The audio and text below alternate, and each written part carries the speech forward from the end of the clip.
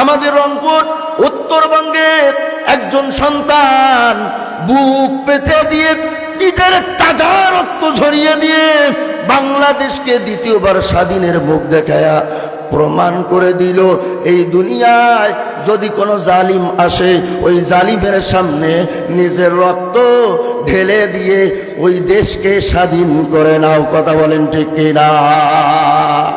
লড়াইয়ের ওই ময়দানতে জিতে তোমাকে হবে, প্রয়োজনে সব রক্তটুকু জমিনেই ঢেলে দিবে।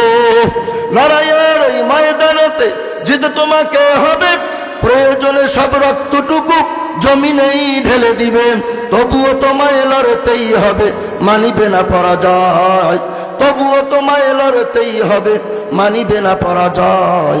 বিপ্লব মানে জীবন দেওয়া, বসে থাকা নয়, সে কোনো দিন আসবে না রে, করো যদি ভয়।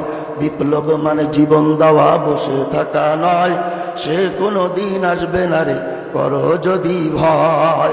ভয় করলে জয় আসবে। এ যখন কথা বলে না মানুষ, আল্লাহর বান্দা কথা বলে না, ভয় করলে জয় আসবে? আসবে? আসছিল ইতিপূর্বে, আসেনি, আসবেও না। ভয় করলে জয় কখনো আসা সম্ভব?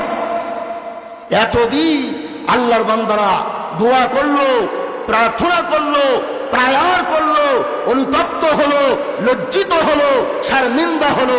বান্দা আল্লাহর কাছে দোয়া করে, আল্লাহ জালিমকে সরাও, জালিমকে সরাও। কিন্তু জালিম তো সরে না, আল্লাহ সরাচ্ছে না। কারণ একটাই কারণ, আল্লাহ বলে ওরে আর একটু সময় দিলাম, এরপরে তোর স্থান কোথায় সেটা তো সবাই দেখতে পারবা, ওকে একটু সময় দিলাম।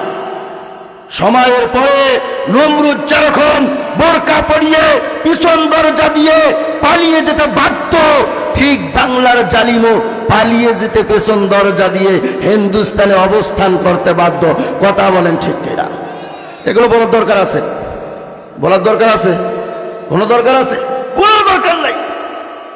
কিন্তু কথা হচ্ছে, একটা কথা মনে রাখবেন, আল্লাহ রাব্বুল আলামিন এত সহজে বান্দাকে ছাড় দেয় না। আল্লাহ ধরে ধরে ধরে না, ধরলে আবার ছাড়ে না। সেই হলো আমার আল্লাহ। আল্লাহ রাব্বুল আলামিন অন্যত্র বলেন, এ দুনিয়ার মানুষ, এই দুনিয়ার থেকে তোমাকে চিরদিনের জন্য বিদায় নিতে হবে। এই দুনিয়া থেকে তোমাকে চিরদিনের জন্য চলে যেতে হবে। ওই দুনিয়া আর একটা দুনিয়া, যেই দুনিয়ায় তোমার হিসাব নেওয়া হবে, তোমার সমস্ত কিছুর জবাব তোমার জবান থেকে আমি আল্লাহ শ্রবণ করব। তোমার নেকি আর তোমার গুনাহগুলো যে জায়গায় ওজন করা হবে, ওই দিনের কথা স্মরণ করো।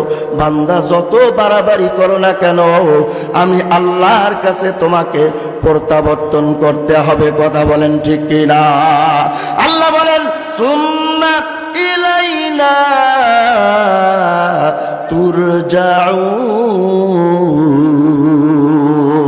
বান্দা যত নাচানাচি করবা, যত নড়াচড়া করবা, বান্দা তোমার এই নড়াচড়ার নাচানাচির মধ্য দিয়ে আমি আল্লাহর পক্ষ থেকে একজন ফেরেশতা যাইয়া তোমার চলাফেরা বন্ধ করে দিয়ে, লাঞ্চ বন্ধ করে দিয়ে, নিঃশ্বাস বন্ধ করে দিয়ে আমি আল্লাহর দরবারে তোমাকে নিয়ে আসার জন্য ওই ফেরেশতা তোমার পিছনে দাঁড়িয়ে আছে। একবার পিছে মোর পিছে ব্যাক করে দেখো, তোমার পিছনে মালাকুল মউত আজরাইল দাঁড়িয়ে আছে। কথা বলেন ঠিক কিনা? আর বাংলার জমিনে আল্লাহ রাব্বুল আলামিন এই কুরআন কারীমের ভিতর থেকে, তাফসীর থেকে পাওয়া যায়, যদি কোন রকম রাজাকার, যদি কোন রকম চিহ্নিত জালিম স্বৈরাচারী শাসক থাকে, ওই জালিম স্বৈরাচারী শাসককে শাস্তি দেওয়ার ব্যবস্থা করেন কে? আরো জোরে বলতে হবে, আরো জোরে বলেন। বুখারী ও মুসলিম শরীফের একটা হাদিস, আল্লাহর নবী সাল্লাল্লাহু আলাইহি ওয়াসাল্লাম বলেন, নিশ্চয় আল্লাহ তাআলা লা ইউমলিজ যালিম, জালিমদেরকে অবকাশ দিয়ে থাকেন, সময় দিয়ে থাকেন, যাতে জালিম আরো গুনাহ করতে পারে, আরো মানুষদেরকে ডর দেখাইতে পারে, আরো মানুষদেরকে ভয়ের মধ্যে রাখতে পারে। কিন্তু মহান আল্লাহ রাব্বুল আলামিন বলে ওর শেষ যেখানে হবে আমি আল্লাহর শুরু সেখান থেকে হবে। জোরে কোন আল্লাহু আকবার।